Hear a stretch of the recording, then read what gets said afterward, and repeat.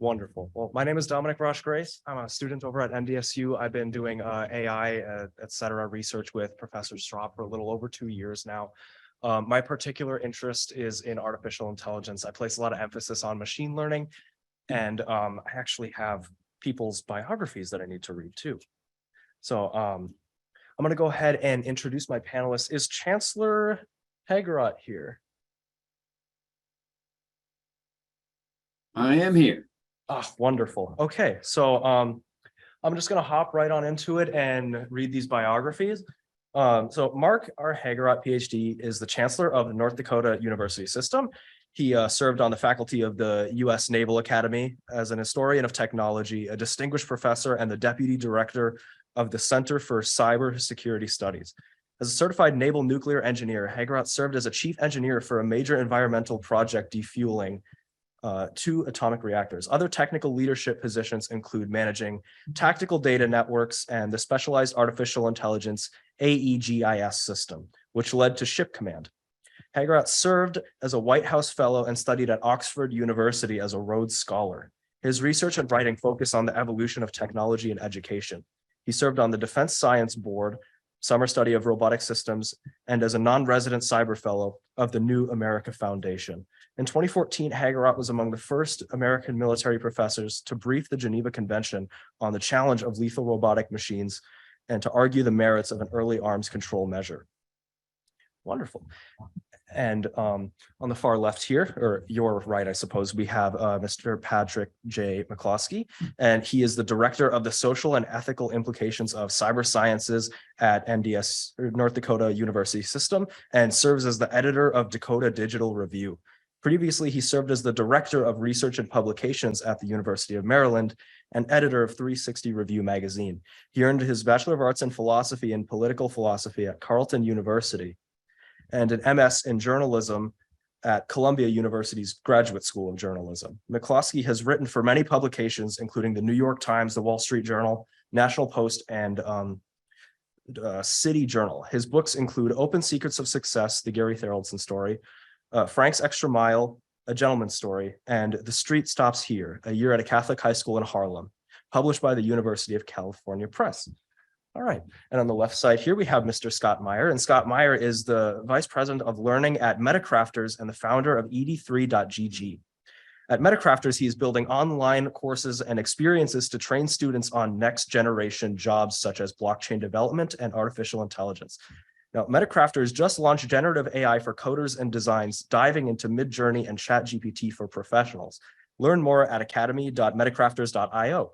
At ed3.gg, Meyer is exploring the future of education. His ED3 newsletter and ED3 podcast discuss the intersection of Web3, AI, and education with builders in the ecosystem. He offers blueprints and 5-minute AI courses on LinkedIn, including one right now you can join on creating AI images.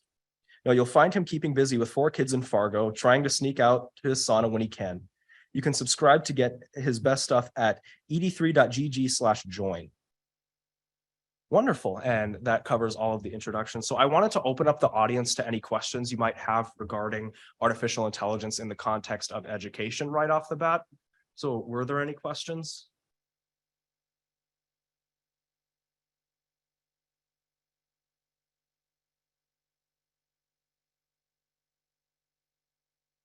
So I hear all of this talk about ChatGPT and artificial intelligence, and just, can you help me understand, just from someone that has a finance background, not a y'all's background, what is it? So like understanding language models for what they are can help to understand why we care about them, that sort of thing.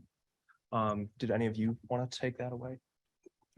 You want to pull that mic? Does he have a Oh, I have one. Yeah, that's right. That's right. No, it's a great question. ChatGPT is a tool that answers questions. And it's basically been trained, pre-trained, that's the PT, the pre-trained part, on everything that's been written up until the end of 2021 on the internet. And so really what it's doing is predicting what word comes next. So it seems like it knows things, but it's looking at all the things that people say. And when you ask it, what can I make from my cupboard? I have oranges and crackers and cheese. It'll look at all the recipes on all the sites that have been published up until 2022 and and predict what should be next. And what happens is it is accurate, very accurate on information it gives.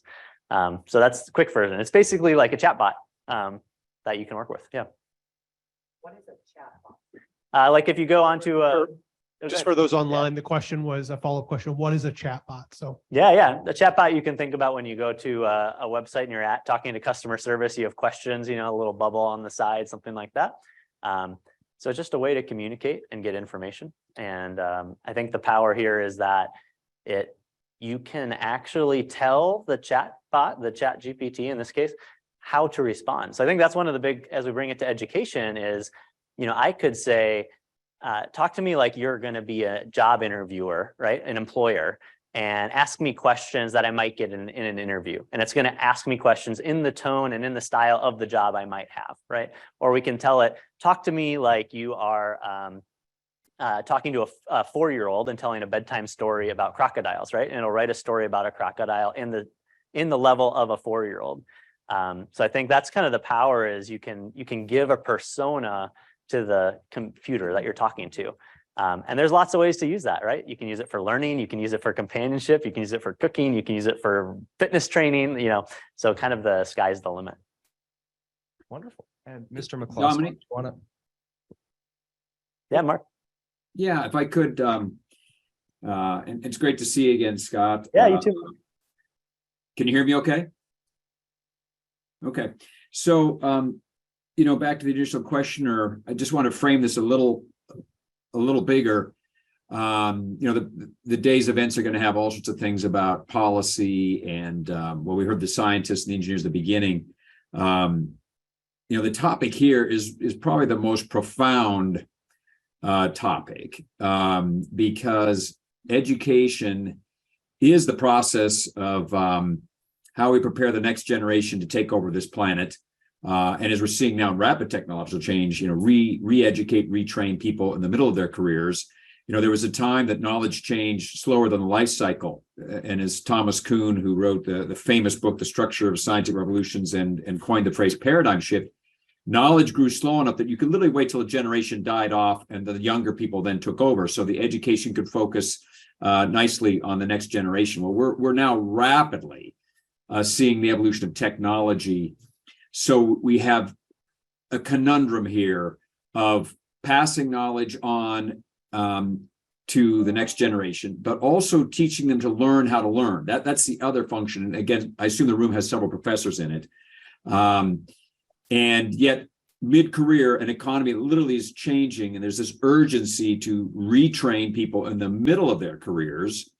And this is just the latest technology that, as well, Bill Gates said, I think on Tuesday, this is the biggest thing since 1980 in the graphical user interface. So what we have on this panel is, what does this latest invention mean for education? And I know, Scott, you're on another panel on workforce, so you'll get into the mid-career stuff. And I would just say that the question of, and we've heard this in the earlier panels, I've been able to listen to them, is one of the programmers said, I hope that this technology doesn't disrupt the creativity and learning process of the younger students, who literally, a computer scientist who's coding all the time said, you like things to go from like the whiteboard or the white sheet of paper down to starting to code, and then you start developing things. So that's kind of what we're tackling here today, is what does this mean for the education part of our question before us today. So I don't know, Patrick, if you want to tee part of this up, or Scott, but that's what we have in front of us. Wonderful. Mr. McCloskey, did you want to mention anything? Excuse me. No, I'm not an expert in the technical side of it, so I will just nod and say yes about what the actual technology is. My focus is more on the implications. So let me throw an idea out to Mark and the audience. I'd be curious your thoughts. Is that historically the best way to learn is with a tutor, right? You think about Aristotle sitting down talking to students, and as we wanted to educate the masses, people around the country, we had to industrialize education. So how do you get a tutor to get in front of a lot of people? You start building lecture halls, and the lecture halls get bigger, right? And then you go online, and we can actually make this one lecture talk to thousands of people on Udemy or edX, right? We can scale this. I wonder if now AI gives us the opportunity to scale the humanity part of it, where each student has essentially adaptive learning, right? So the thing that I need to get better at, I can learn from the AI tool. So it's like when you take an SAT and you get the answers right, and then it gets harder, or you get them wrong and the questions get easier. This is essentially what we're able to do, where the AI tool is responding to me as a person. And that could be my academic skills. It could be what I'm interested in. So if I'm really into baseball, it's going to give me examples using sports teams, right? It could be mental health. I can talk to essentially a counselor at scale. So you think about how much money and time is spent at universities dealing with social emotional learning. Maybe that's a lift, right? So I think there's a lot of potential with adaptive education. And what's great with that is there's a ton of research already on the power of adaptive learning. A great paper, I think it was in 2019, came out. They basically researched students in India that got adaptive learning, a 30% increase in outcomes across economic levels. But before, you had to have a really expensive software tool to do that, right? Whereas now you could imagine I'm the teacher and I have 20 kids, they all are interested in different things. They can actually go learn whatever they want. And then I can bring them back and have a discussion about what they just learned, right? So I think it can actually make us more human by allowing educators to focus on the interpersonal rather than on building exams, doing assessments, grading, all the stuff that gets thrown on teachers that is a lot of time and not a lot of mental energy. So, yeah. I suppose that's one of the most interesting things to consider too, is not only using AI, but specifically these large language models as a supplemental educational resource. You know, you hear a lot of literature talking about how these things can really kind of like tailor themselves in their delivery of information to their students, like depending on what they ask. Like, for example, I could ask it to explain complex deep learning techniques to me as if I were some sort of 6-year-old, you know, and it would be able to do that quite well. Like, or I could ask it to do so an analogy. I mean, so the bread and butter, the meat and potatoes of what makes these large language models so powerful is the self-attention mechanism in their model architecture, right? And at first, I didn't understand what that was, right? So I had a ChatGPT explain it to me in the form of an analogy, and it did that. And in doing so, it helped me to understand exactly what was going on at the fundamental level. And I actually used this information to build a couple of my own, right? I suppose right now, what I'm really interested in is discussing the distinction between large language models like ChatGPT and Google Bard and existing chatbots. Like over the years, we've used like Siri and Cortana and Alexa and stuff like that. But why only now are we really talking about this? Like, and this is an open-ended question. I'd love to hear input from the audience and the panelists on like why these large language models are getting so much emphasis and focus. Like what sets them apart from existing chatbots? Dominic, if I could go back to Scott's point about using the machine. You know, as a former military guy, you know, we are in an arms race now. I totally get it. We've got to get the best AI, the best robots. You know, I mean, hopefully, as I 10 years ago, Geneva Convention, there'll be some thoughtfulness before this thing breaks into really damaging, destructive things, which Ronald Reagan saved us from with nuclear weapons. But when it comes to human beings, it's interesting. There's a counterpoint to relying more and more on technology. So Scott asked me, you know, what I thought. And there's a thing called Waldorf schools. I don't know if the audience has heard about this, but there's a movement called Waldorf schools. And one of the highest uses of Waldorf schools are none other than in Silicon Valley executives' children. And what it is they don't give iPads to their kids. They don't give iPhones to their kids in school until middle school, because they want them to create the creative capacity in their brains. They give them blank sheets of paper to write poetry on their own, finger painting, language skills. Because right now, I mean, the translation ability is incredible. You could just have this thing translate for you and never learn German, never learn Chinese. But as we know, there's so much about a language that tells you about humanity. And so there is a counterpoint, a counter movement that these technologies may become disruptive to actually the fundamental human learning and creativity processes. And even though I know Scott Meyer is an incredibly creative person, you're not normal, Scott, right? You're way off the scale. Okay, you're way off the scale. Try not to be. Well, you are, and that's you're an asset for North Dakota. But there are a lot of people that I think, in students, having taught, you know, for several years, that may use it as more of a crutch for creativity because they're just trying to get out in time for the football game and the time with their girlfriend or boyfriend or whatever. That we have to be careful, I think, of how much this becomes a crutch, and the learning process could be perhaps like the Waldorf school philosophy is truncated too early. I don't know, Patrick, do you have thoughts on this? I mean, I know you've been thinking a lot about this.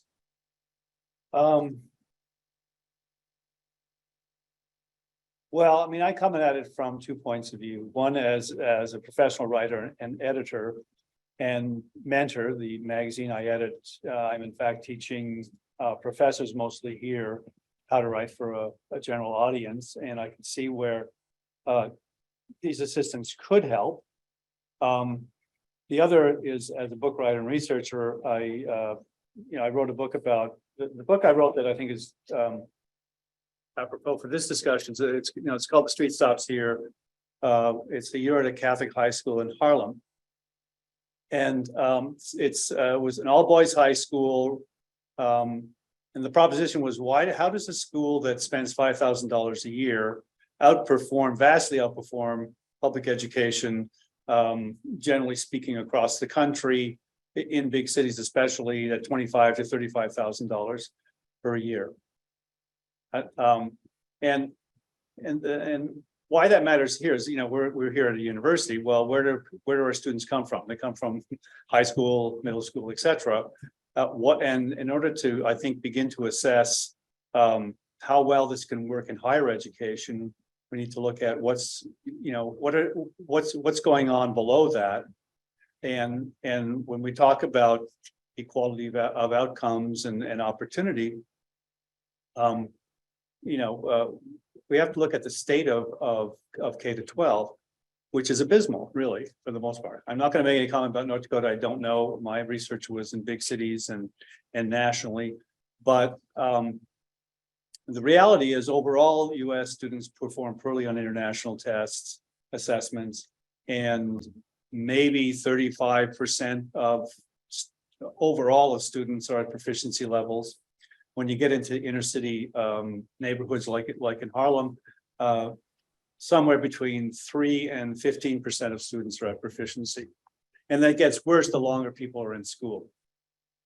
So trying to think about how these new technologies and perhaps a revolution in education can help, we have to it's an enormous problem, and hopefully people like Scott can help, but we have to be well aware that the problem is enormous. We spend trillions of dollars and things have gotten worse, perhaps.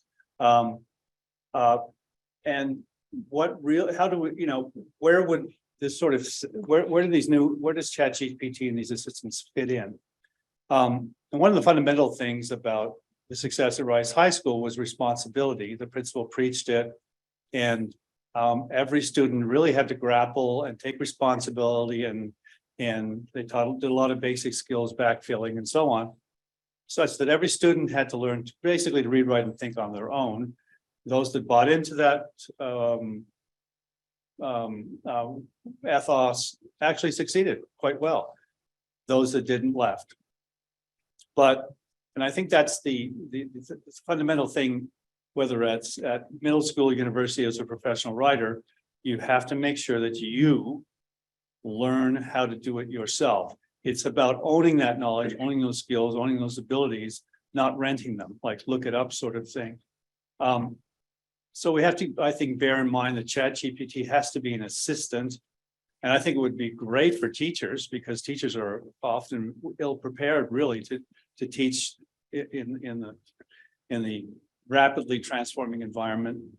Also for bright students who get bored because things are taught in the middle, but also to really help with the individualized sort of potential in education. And but let's be aware what the problems are at the K to 12 level. And would vastly help universities, because a lot of remedial work has to be done with students to arrive. So hopefully this stuff can help a great deal, but we have to be very cautious, because the great temptation is for it to become a substitute, not a supplement, as the previous panel put it. Very nice. And Chancellor Hagerab, I kind of wanted to cycle back to something you had said earlier, where you had talked about kind of like AI capabilities kind of replacing human cognition to an extent. And It reminds me of something you'd mentioned yesterday about how farmers, for example, at the time where there was little to no farming machinery, they were exceptionally good at doing all of the hard work themselves. And as a result, they remained like incredibly physically fit, right? The concept of a gym was almost like foreign to them, right? And now, in lieu of all of these like agricultural machines, we have gyms to help maintain our physical fitness. So because we have things like artificial intelligence capabilities in these large language models that, in a sense, do a lot of thinking for us, are there, like, so to speak, mental gyms that humans might have in the mid to distant future that, could help us keep our minds sharp in light of these different AI capabilities? It's interesting. I was telling Dominic this story that I spent a lot of time in the summers working on the farm with my grandfather, who was born in the 1890s. And my brother and I, who were on sports teams, would go for a run or want to go into the gym to work out. And he looked at us like we were nuts because he grew up throwing bales, wrestling down steers. He was built like in his 80s, was still very fit. And you could literally see the farmers who were younger getting overweight, hypertension, heart attacks, and now we have gyms, we have fitness programs, we have the Mediterranean diet, blah, blah, blah, because of essentially the advancing technology. I mean, this is a cosmic thing happening. It's really life, in contrast to inordinate matter, is cybernetic, right? It senses the environment, thinking, seeing, tasting, touching, your senses. It thinks about the environment, and then we act in the environment. And mechanization, industrialization first went for heavy labor. It went for the actuation, the lifting, the hauling, the thrashing. Then it moved to senses, right? Advancing glasses and radar and all those to augment our senses, right? Well, now it's going squarely at the cognition thinking process, right? And so I don't claim to have all the answers, and I'm seeing a bunch of questions are scrolling into the Q&A. We are going to have a follow-on event at UND, University of North Dakota, to really tackle this, because I can tell you the state board has said, what should be the guidelines going forward, okay? And so I do believe we are going to have to, because I'm with you, Scott, we're never going to stop this. We are in a trajectory that's going to make this planet so interesting. Human machine teams, advanced AI. There's entire institutes called the Machine Intelligence Research Institute in California trying to have ethical AI. I mean, they're just tackling with this, which is why it's a little alarming that Microsoft, as I've heard, has shut down its ethical AI team shortly or recently. That's a little concerning. So we're not going to stop, but I'm with you, Scott, on that. I'm mostly with you, Patrick, that this can help people that have a shortage of teachers. But I think you're right, Dominique, and I appreciate you picking up on that talk yesterday. I think we're going to have something like the mental workout, here's the fitness gym for our minds, here's the blank sheet of paper. Because I heard one of the earlier speakers saying, the ChatGPT can help you when you're facing that blank page. And as Patrick knows, that's one of the biggest challenges when a writer, a poet, is facing the blank page, right?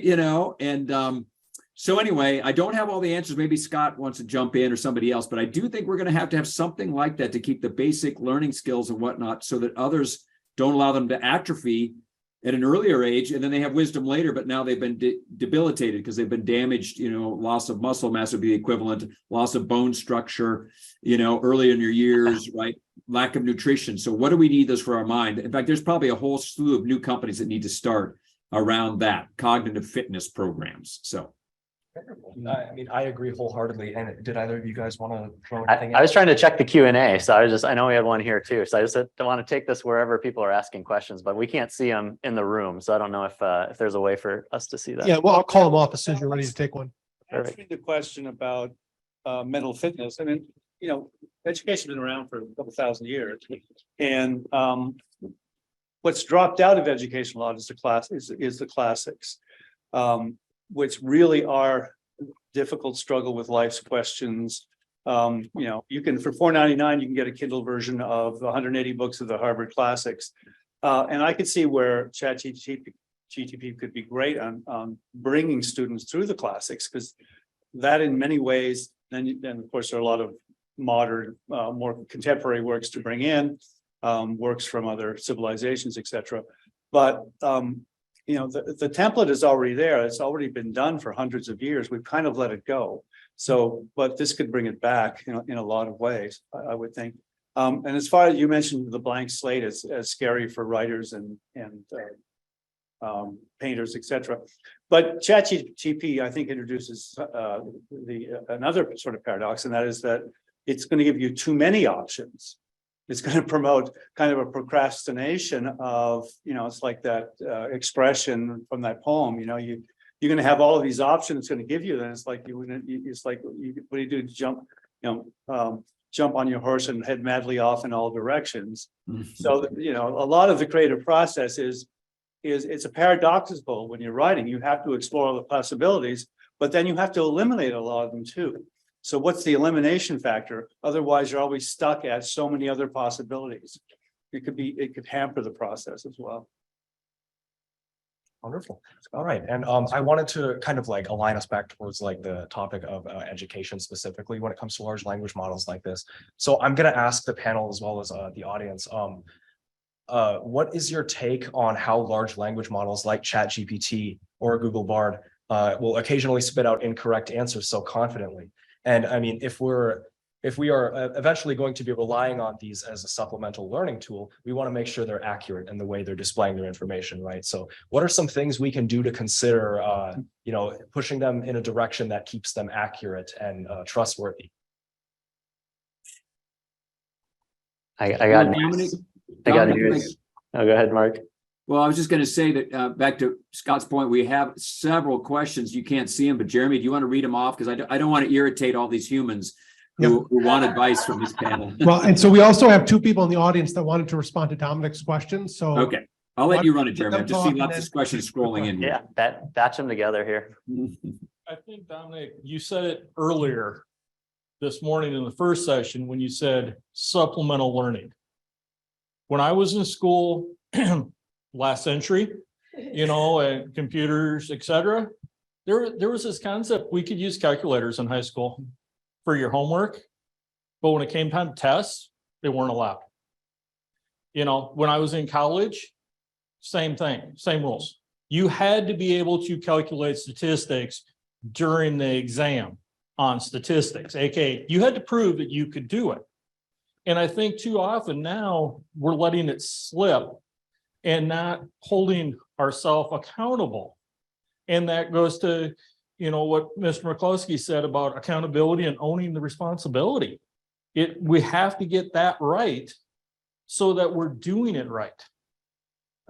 And then I guess on the flip side of that too, we have like some math courses that at least I've taken in college require you to use a calculator for everything, right? It's no longer no calculator for this exam. It's you need to use a calculator. So what do?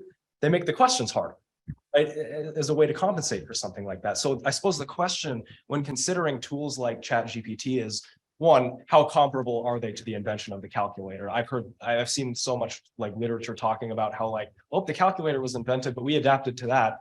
I think there's an important distinction that we need to address. And also, are there ways in which we can incorporate these large language models into our education system as opposed to just removing them entirely when it comes to like exams or essays and stuff like that? Yep.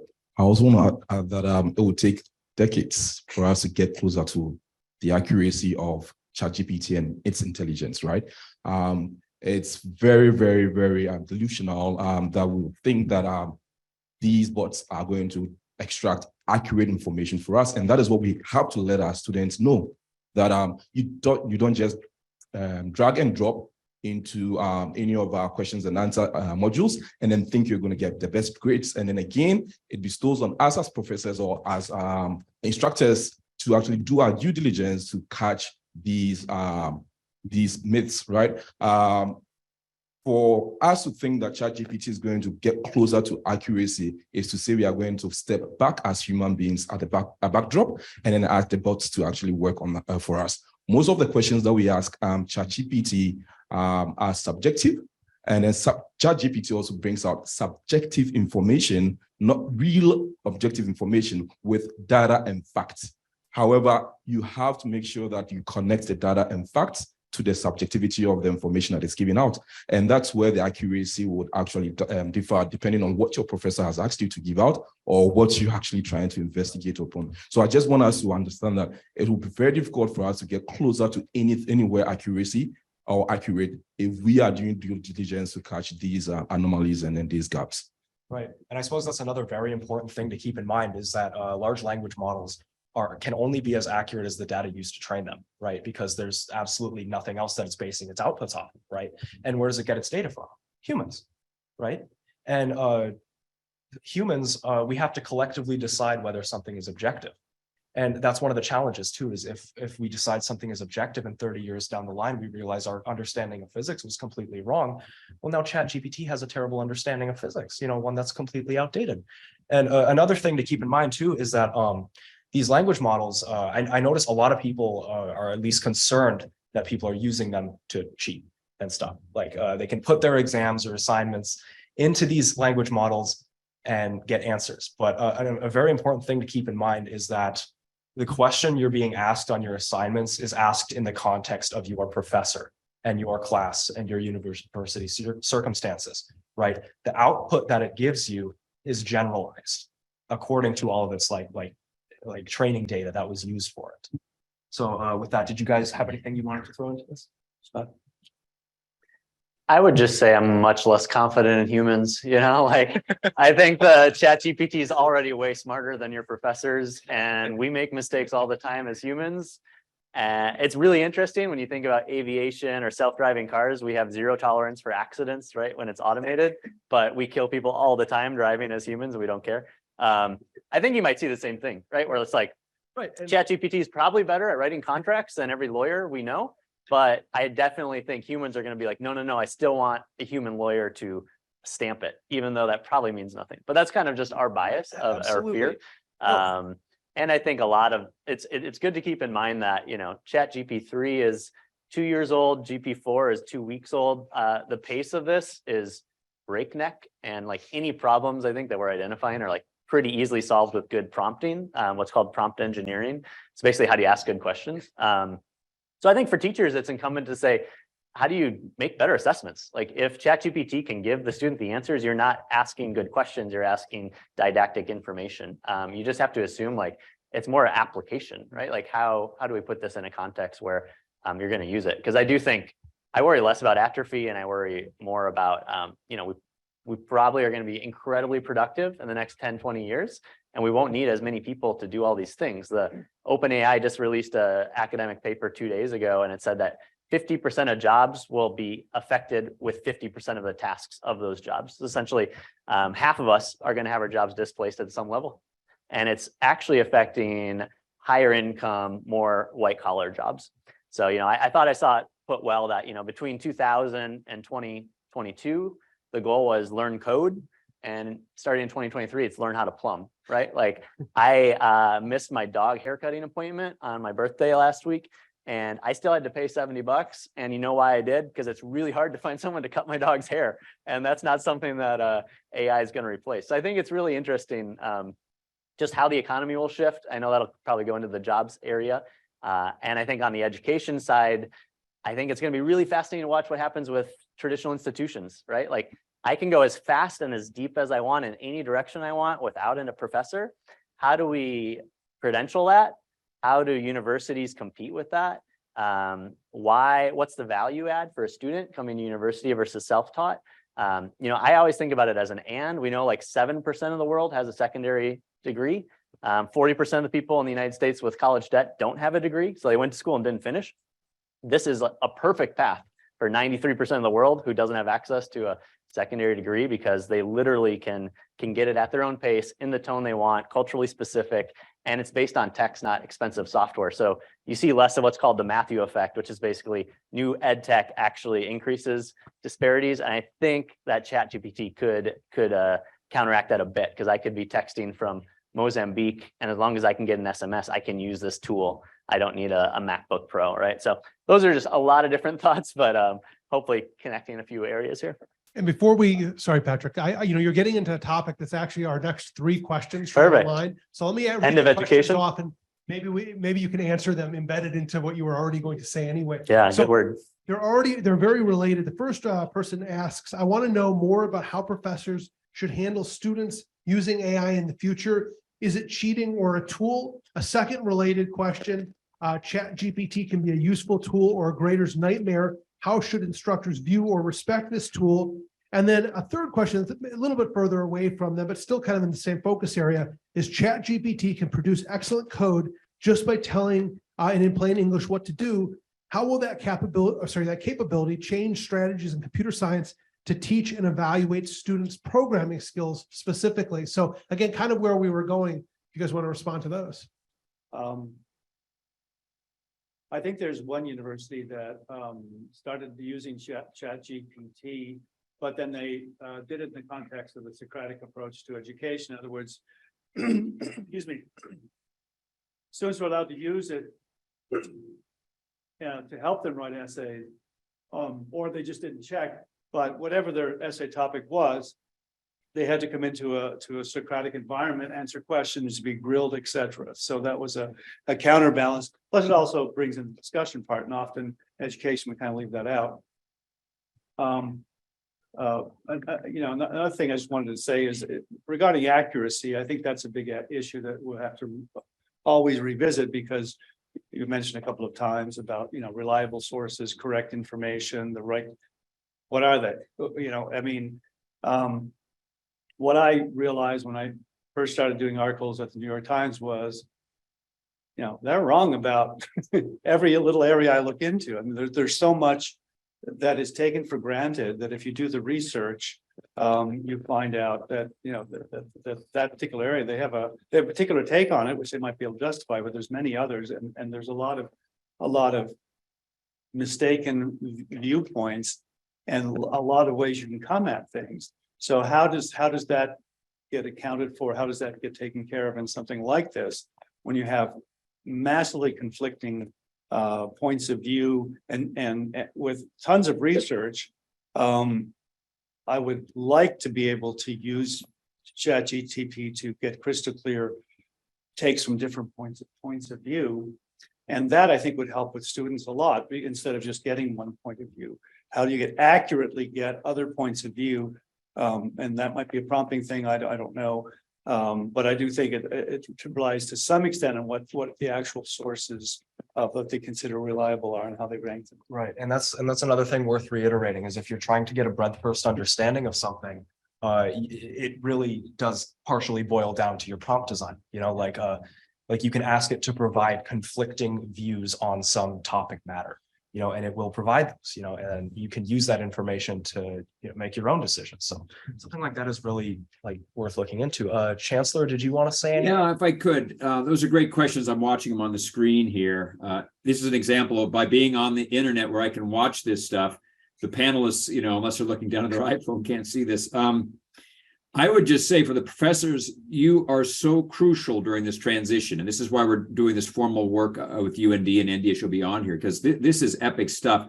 I have up on my computer EDUCAUSE, which is the major collection of educational institutions, IT. It says this is an epic moment. We've got to figure this out. They've got polling coming out. The Chronicle of Higher Education's had multiple articles. So it is an open question. So for the professors who are here, you can help create how we approach this. But I would say that what you're dealing with here is you've got to ensure the students are actually learning and using ChatGPT and other things as a tool to do more and better things, but they are not using it to displace the fundamental knowledge they should have. And humans have been anticipating this. Back in 1870s, a guy named Samuel Butler wrote the book Erewhon, which is actually nowhere reversed. There's a natural food store, it's called that. And he was projecting ahead of humans becoming so dependent on technology, they couldn't sustain themselves. Then E.M. Forster followed in 1910 with a book called When the Machine Stops. How can people continue? And then most recently, about 20 years ago, there's a book called Idiocracy, a movie about humans.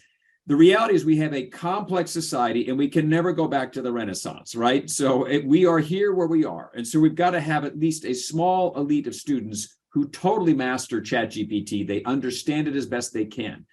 But we've got to make sure the mass of the students are getting the fundamentals. Like in nursing, they know what the difference between, a milliliter, and other measurements, right? Because in case there's a computer glitch, they haven't given the wrong amount. In my field, in nuclear engineering, to run nuclear reactors, you have to be able to graph xenon transients and reactor overheating curves, so that if the computer goes down, as it did at Fukushima, I'll say this again, Fukushima lost all power, and 4 reactor plants had to have manual interventions, which they didn't get to in time, by the way, and we blew up part of Japan, right? So we've got to have the fundamental knowledge, but we've got to also promote people like Dominic to go at hyperspeed to develop these things in a competitive race for business and military purposes. So it's a real conundrum. It's a huge challenge. I'm looking at all these questions, and I would say you do need to be careful on academic integrity, because you don't want students to start to submit this as their own. But I would think something, when I spent half a semester at West Point, you had acknowledgement statements on your papers. I kid you not. I acknowledge this is my own work, and I use the following things to assist. We call those footnotes in a written paper, but I think you professors are finding your way, and we're going to rely on you to tell us what's the best approach. Yeah, and I suppose it's worth mentioning that those academic integrity statements, one of the things that people are worried about right now is that they're not exactly good at enforcing those policies. I mean, they can kind of legally bind them to admit that they're not going to be using any outside resources beyond their own knowledge that they acquired from the class, but that's not going to stop a whole lot of students realistically. That's another really important thing to keep in mind. And another is that ChatGPT is here, Google Bard is here, these language models are here. There's no reason to suspect that they're going anywhere. Unless some crazy catastrophe happens or the world collectively decides that AI is no more, they're not going anywhere. So I think one of the best things that we as a society can do is understand how to adapt to them, especially in academia and educational settings. So was there anything that you guys wanted to mention in that regard? No, I think we can get to other questions. I would just end on a positive note that how awesome is it that anyone can now create images? I think in my head, I know what I want to put on a piece of paper and I can't do it. And now I can, right? What I'm doing on LinkedIn, if you go to my LinkedIn page, is we're doing 5 minutes a day to learn how to create AI images. It's so easy, and you just have to start. And the same thing with code. My favorite line I've heard is the coding language of the future is English. How cool that I can go and say, I want to build an app that does this special thing, teaches my kids this thing, and I have no coding skills and I can build it, right? And I don't have to have that CS course actually to do that. And we can worry about it from a university teacher perspective, but how cool that we're empowering people to fulfill their dreams, right? That's what our goal is as teachers, is to empower individuals. And now we all have this power, and we need to learn how to use it well, yes, but I also think what teachers can do is grade people on taking action. I got to teach entrepreneurship here at NDSU, and it was amazing. In a class about entrepreneurship, 90% of the students didn't actually want to be entrepreneurs. They wanted to work for entrepreneurs, right? Because we have this we're worried about putting something out there and say, I built this, right? Because we're worried about criticism, we're worried about not being good enough, all the things that have been drilled in our heads as kids all the way to adulthood, right? Just the fear as humans. And now that teachers can just say, go build something. There's literally no excuses. It's fractions of pennies to do this. Everyone has access. Everyone can take action. You can go in 5 minutes and learn how to build amazing artwork for free.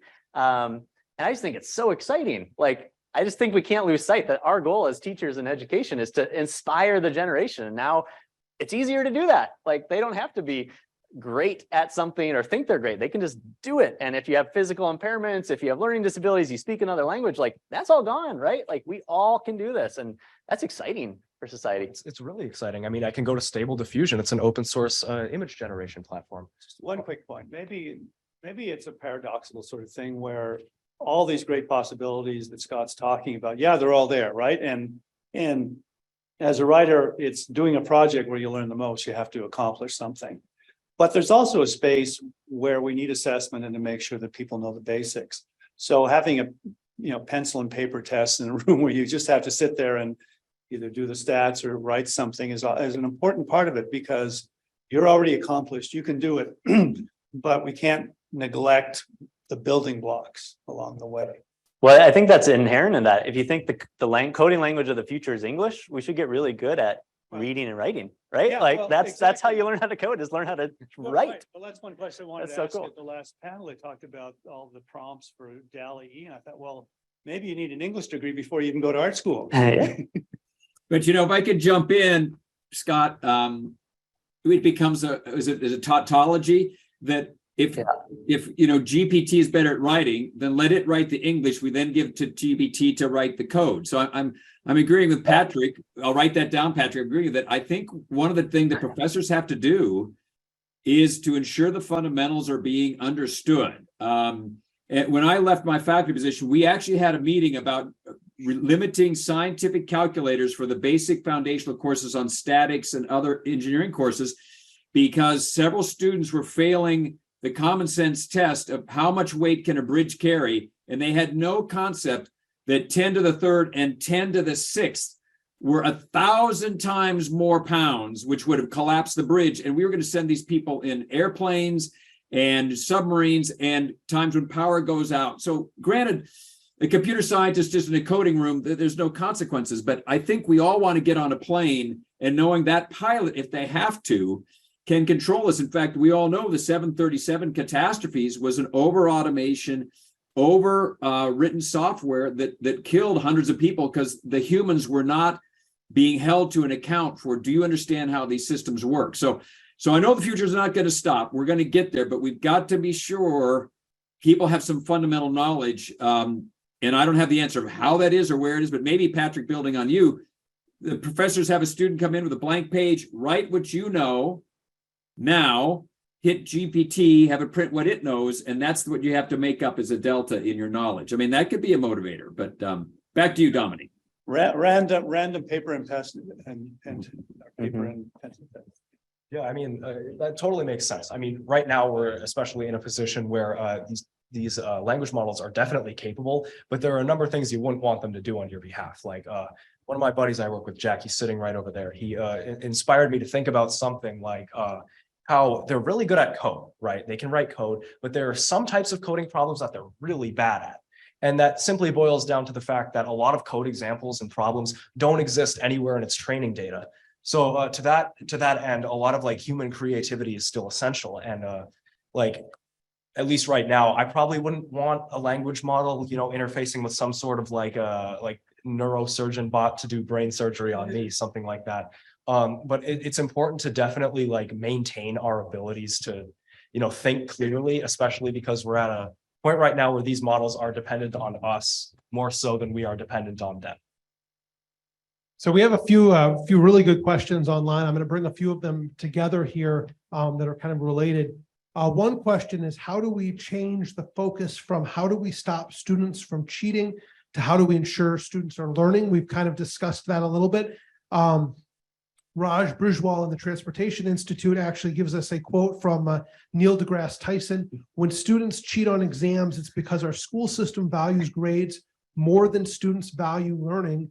In this age of rapidly evolving AI systems, should we seek to change learning assurance to emphasize learning rather than performance assessments?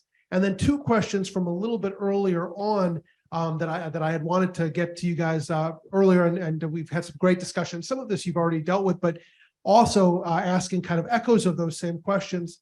How do we make sure that ChatGPT and other tools don't become a crutch for students, especially when we can't tell what's actually being generated from them? And do we need to change our assumptions and ideals about what actually represents original writing when instructors and others are concerned about this being used to cheat? So again, 4 different questions there from 4 different people, but a very common theme. So hopefully that's something that everybody can respond to.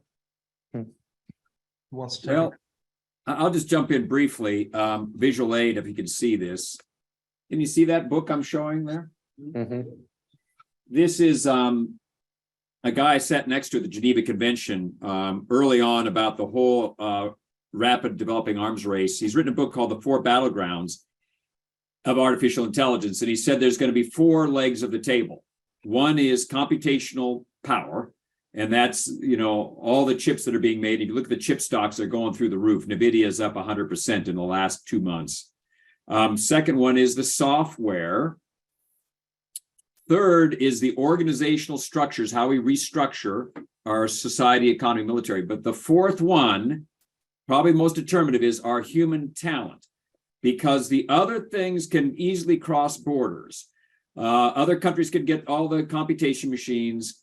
They can get all the data. China has more data than we do. And organizations, they can copy the best organizational charts that come out of the Darden Business School, or the UND Business School. But what sets us apart is our people and what they know.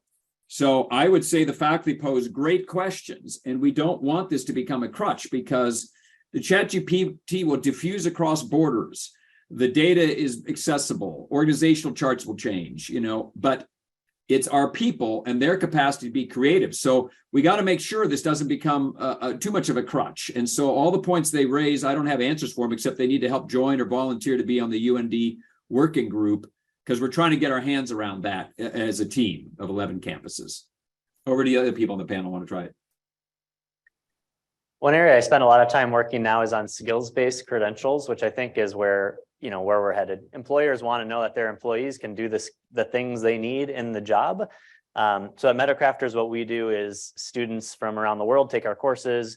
They prove their skills with portfolio. Employers see a selfie video the student records walking through the code, what they've built, and then they hire based on that. It doesn't matter what their previous education are necessarily, right? Like they have to be able to explain what they've built, and they need to build something that within using a tool that fits what the employer needs.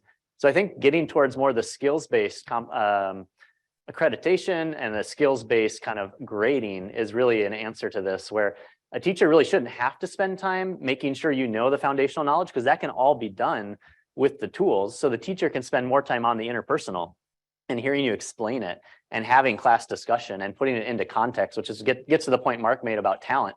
I think talent is not knowing the thing, it's using the thing, right? And so I think our students can all know the thing, and we can actually test them really quickly to make sure they have that knowledge. But then how do we implement it, or how do we get creative with how it's used? I think that's really exciting for a teacher. I really do think AI can actually humanize us. So all the things we throw on teachers, whether it's the mental health challenges, whether it's keeping track of attendance, whether it's making sure they've passed these quizzes, that they have the foundational knowledge, like that could really be lifted off. So you can spend the time doing what Aristotle did, right? Sitting down with one person, talking to them, getting ideas, having conversation. And I think that's what probably a lot of teachers got into the business for. They probably didn't get in the business to stand in front of a room of 500 people talking about what a molecule looks like, right? I think if we've all probably been, a lot of us have been students, and I think we know which classes were more exciting, the ones where you could probably engage and talk to the teacher and students, whereas you're a number in the classroom. So I think we can get towards that. And I just think like the cheating thing is just I would just say the wrong way to frame it. We just have to find new ways to assess what we're learning. And some of that quick assessment of like, do you know ABC? That is automated, but I think we move towards a skills-based assessment, and that's going to be more rewarding for teacher and student. Right. That's a very important thing to consider. The principal at Rice High School, the school I wrote about, he would always emphasize to teachers that, if you're an English teacher, you don't teach English, you teach students. English is the second thing in your priority, and tools like what you're talking about can help with the subject matter. But why that high school was successful, because they were so good at all the contextual things, father figures, counseling, personal relationships, and all that sort of thing, which are irreducible in education, especially when in a world of family breakdown and all kinds of problems in neighborhoods, et cetera, et cetera. As far as a value, I think we need performative assessments. Like, you're not going to learn how to throw a football and kick it and never play. And I think it's relatively easy. You just have random paper tests at any particular time. Okay, you have to sit down and write something on your own, or draw something on your own, or we have a discussion or question. It's not hard to evaluate, I don't think, as long as all of these tools are teaching the fundamentals, and then upon that, whatever AI brings. Yeah, I like what you said about that, because I think a lot about teachers as coaches now. Like, this really gets us more towards coaches. So how does a coach assess talent, right? It's not, like you said, it's not, can you throw it? It's like, okay, go do it, like go play a game. And I think teachers can do the same thing, thinking about how do we coach individual students along, right, and assess that way. But it's paradox, because obviously teachers have things to learn. One philosopher put it, if we in a completely child-centered educational environment, every generation has to know less, because the teachers aren't imparting anything, they're just facilitating. So we have to, these are all paradoxical things to balance. Right, and I want to like reiterate Mr. Meyer's point on actually like getting these things in kind of an active approach, because like there's a lot of research supporting active learning, right? It's efficacy, right? Getting people involved is one of the best ways for them to actually learn the material. Like you think back in high school, you probably remember classes that involved hands-on projects, stuff like that, and much less of like a teacher droning on through a PowerPoint. You know what I mean? So I think one of the best things we can do as a society going forward is to actually integrate these technologies with that active learning approach. So I know we're getting really short on time, so I wanted to ask if there were any like. I have one comment, and that is, to involve professionals. I mean, teachers are teaching many different subjects. They're not necessarily professional, especially K to 12. So if students are using ChatGPT or all these tools or whatever to write an essay or do a project, there are many professionals, especially semi-retired, retired, who would love to get involved, and they can assess things. They can tell how good something really is and how well these tools are being used. And that would be a great assistance. I think we have time for maybe one more question from the room before we have to wrap up. Is there anybody else that had a question here in the room? All right, let me go over there. And then again, we for those in the room, we have a 15-minute lunch break. Obviously, unfortunately, we're not going to be able to provide lunch to those online. So if the panelists are willing, we can fire off a few more questions over our AV link while those in the room are getting lunch. But here you go. Thank you. Maybe not so much a question as an observation. I think we are going to be stratifying education. I think we're mechanizing, automating education for the masses, and the outliers are where the opportunities are really going to be for true education. And I think that as a graduate of MIT, I was really disappointed when they put all their courses online. Because everybody thinks they can get an MIT education just by going online. No, they get an MIT education by going to MIT and interacting with people who are themselves are great thinkers, and they learn by doing. And I'm afraid that's what we're going to lose. Great, thank you.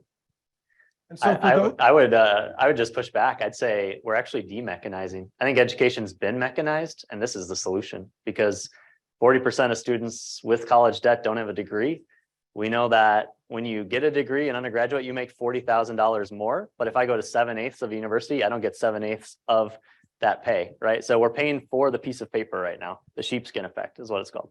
And this is a chance for us to break out of that, where it's great if we could all go to MIT. It's a great solution for tiny percentage. So how do we help 93% of the world who doesn't have access?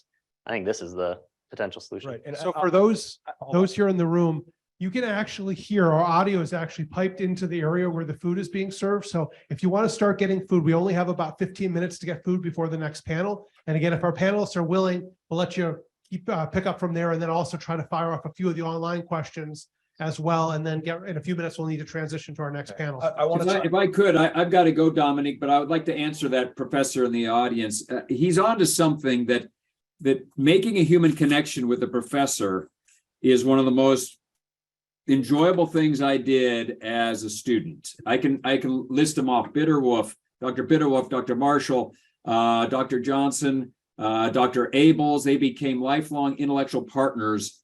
And so I would hate to have a highly intelligent ChatGPT function substitute for too many human beings, because I did test it out. I impersonated a student who was depressed. I asked ChatGPT for advice and said, you should do these things. And I said, thank you for answering my question. It said, I'm always happy to answer your question. And I said, are you bored with my questions? Are you going to leave me? He goes, I will never leave you. I'll answer your questions. And I was stunned that it actually made me feel kind of good. But it was an algorithm, right? So I want to thank the professor for the question. I've got to jump off because I need actually food, unlike the AI algorithm, before I'm on the next panel at 12:15. So I'm going to jump off. All right, thank you, Chancellor. See you, Mark. Thank you. So I want to chime in on that statement really quickly. I think the availability of those MIT resources is actually essential, because we really want to do what we can to make sure that underserved communities have the resources necessary to stay on the front line as far as like pushing the boundaries of knowledge goes. Right. Like going back to what I said earlier, for all we know, the next Einstein capable person could be in a lithium mine somewhere. And providing those MIT resources is a great way to ensure that people actually have the knowledge and resources to understand what's going on in that specific domain. So I think like kind of what Mr. Meyer had said here, it's very important that we make sure those underserved communities are addressed and provided adequate resources, because a lot of MIT students, for example, are, you know, suffice it to say, they come from privileged backgrounds, you know, like this has been statistically proven. And that doesn't necessarily mean that they are more capable than some person with limited resources somewhere else. You know, it's just that they were given different circumstances in life and more resources to actually pursue their aspirations. I don't think it's an either or. I think what professors talked about is the irreducible reality of the professor, of the teacher, and you know, so the question isn't is really how do we scale that up? How can we use the tools that you're talking about to create more great teachers, more great professors, as well as the resources that AI on its own can provide? Yeah, right. Because everybody most people get inspired by meeting a particular person, meeting a particular professor, Right. You know, or a teacher. Right. Like, but it's the digital age. We got to scale up, but we also need to. right, sure but we we can don't scale lose up, out. but there are millions of teachers, so we can scale up the quality of teaching And as well as all of these other. like in light of all this technology, we want to make sure we maintain our human relationships, you know, and like the gentleman there had said, it's a very important aspect of education to have a relationship with professors. So. Right. So again, we'll try to answer a few more of the online questions here. We probably only have about another 5 to 7 minutes. We can do this before we have to switch to the next panel. But we have another one, which is how do you imagine a flexible university-wide AI policy that accommodates disciplines or courses where AI might be an acceptable tool and others where learning to research, write, and refine arguments needs to be practiced and improved without that assistance?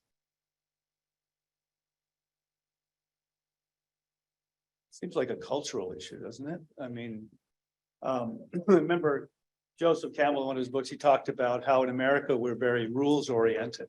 You know, we'll try to break all the rules, where it just struck him when he was playing rugby one day at college, he threw the ball overhand and people said, well, we just don't do that. He says, is it against the rule? He said, no, we just don't do it.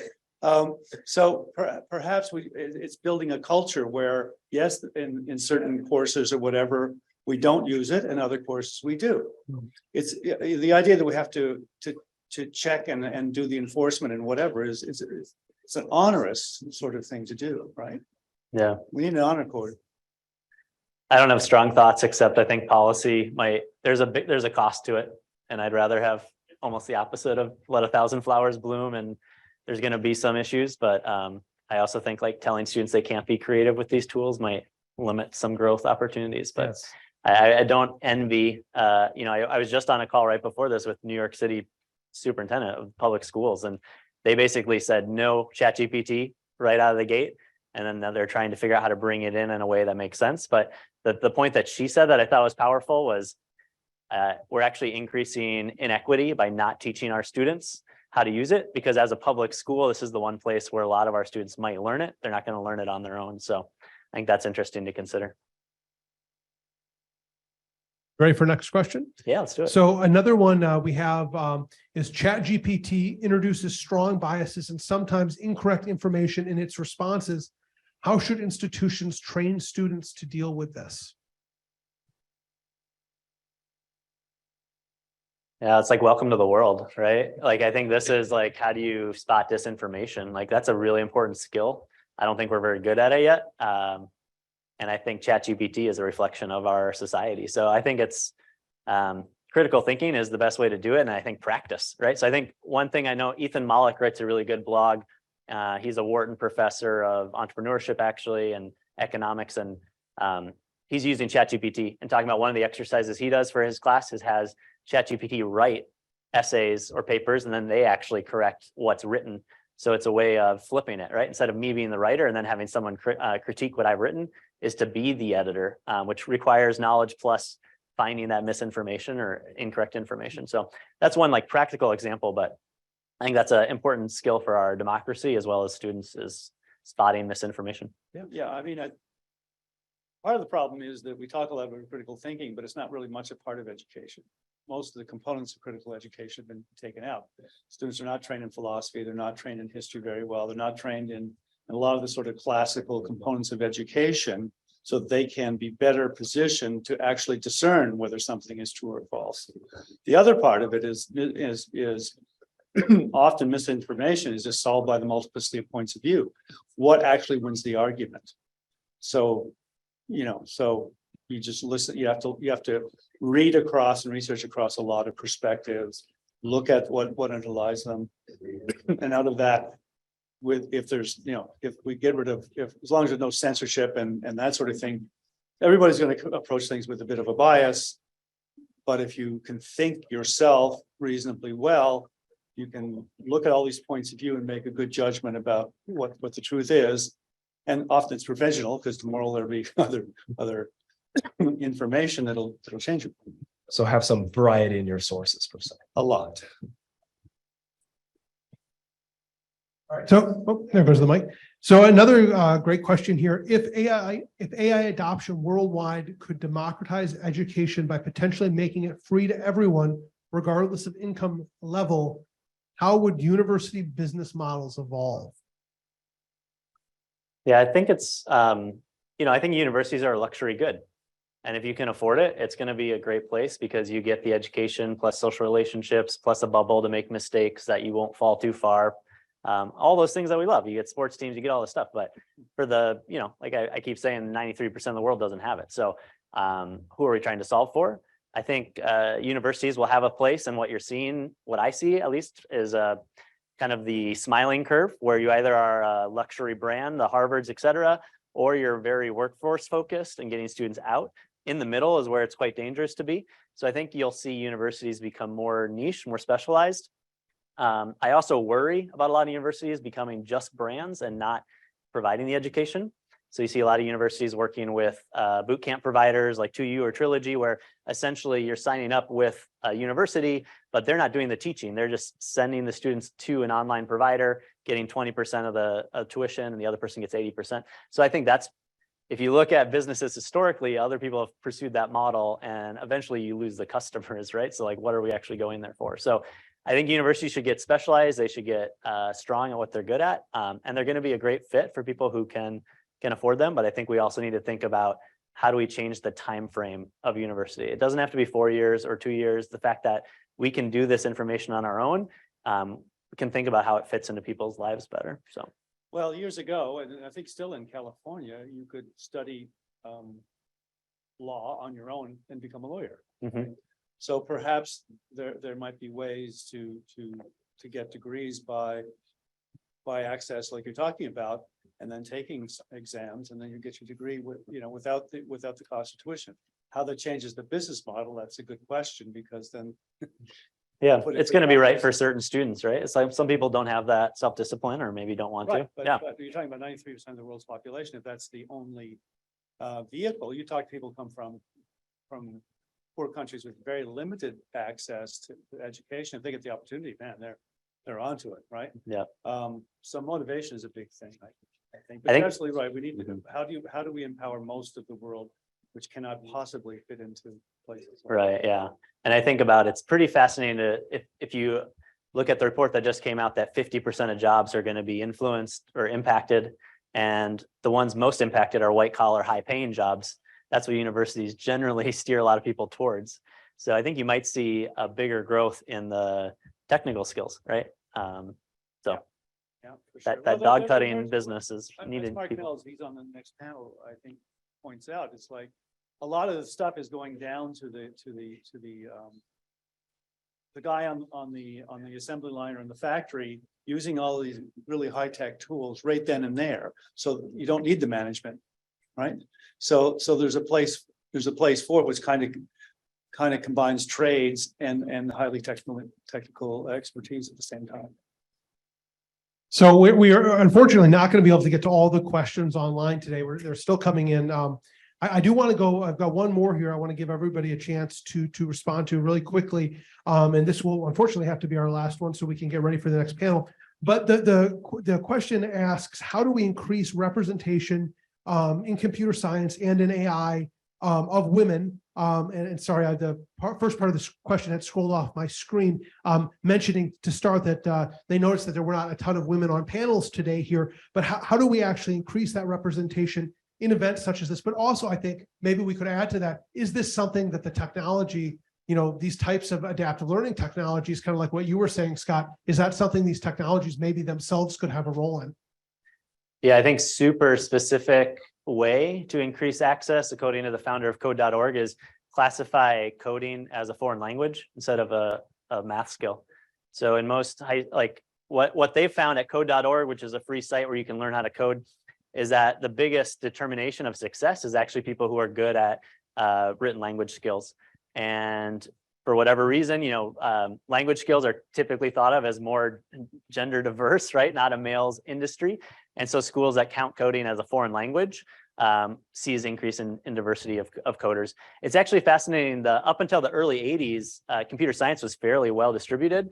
And there was a Times magazine cover with Steve Jobs and Bill Gates, and every dad bought their son a computer and started playing video games. And then you saw this huge divergence in it becoming more male dominated. So there's definitely a media perception to what is for men, what is for women. So I think tactically, that's one way to approach it really quickly, is to make it a foreign language course in high school. And then I think in terms of GPT, it could help all genders, but I think even more so non-native English speakers, people who aren't able to take computer science classes, can now become coders. So you're going to see diversity in a lot of ways, not just gender. So I think there are two things. The most important thing is equality of opportunity. You've talked about the 93% of the world who don't have access. Quality of opportunity solves a lot of issues. As long as everyone has access to the education and to getting into computer schools or whatever it is, that solves, I think, the fundamental issue of fairness. Now, as far as getting more women into a specific area, I think that's fine as long as we're fair about it, in the sense that, well, okay, if we're going to have programs of encouragement for women to go into computer science, what about programs and incentives to get men to go into nursing and other sorts of things? I don't think we should just be doing it for specific groups. If we're going to do it across the board. So continue to judge on the basis of merit, but provide a more inclusive environment for women specifically, to help them understand that this isn't necessarily a thing exclusive to men. No, but the other way around too. Most disciplines are dominated by women. How do we get more men in? Hey, if I could jump in, I'm the moderator for the next panel. I know my panel members have a hard stop at 1:15. So Dominique, can you turn the stage over? Right, thank Yeah, we need to switch over now. So thanks, everybody.